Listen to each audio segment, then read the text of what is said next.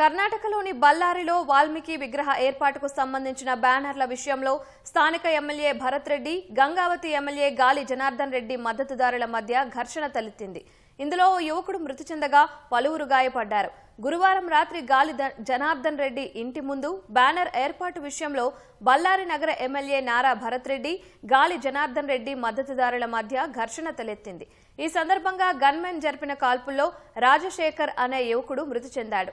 రాళ్లు, బీరు సీసాలతో దాడులు చేసుకోవడంతో పలువురికి గాయాలయ్యాయి. జనార్దన్ రెడ్డి కాల్చిన బుల్లెట్ వల్లే తన అనుచరుడు మృతి చెందాడని ఎమ్మెల్యే నారా భరత్ రెడ్డి ఆరోపించారు. కాంగ్రెస్ ఎమ్మెల్యేనే తన హత్యకు కుట్ర పన్నారని గాలి జనార్దన్ రెడ్డి ఆరోపించారు. బళ్ళారిలో ఉద్రిక్తతల నేపథ్యంలో పోలీసులను భారీగా మోహరించారు. ఈ ఘటనపై కర్ణాటక హోంమంత్రి, డీజీపీ, బళ్ళారి ఐజీపీ ఎమ్మెల్యేతో ఫోన్లో మాట్లాడి వివరాలు తెలుసుకున్నారు.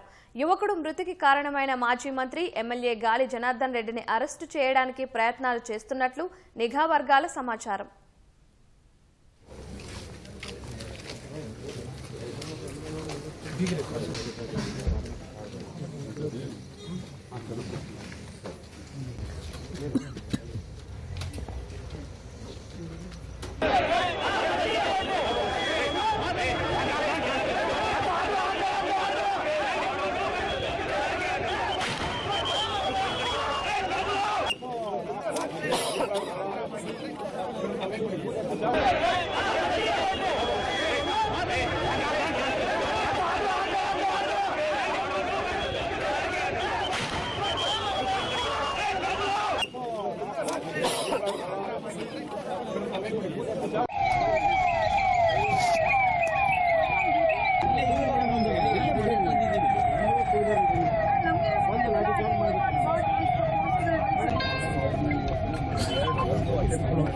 Attempt murder case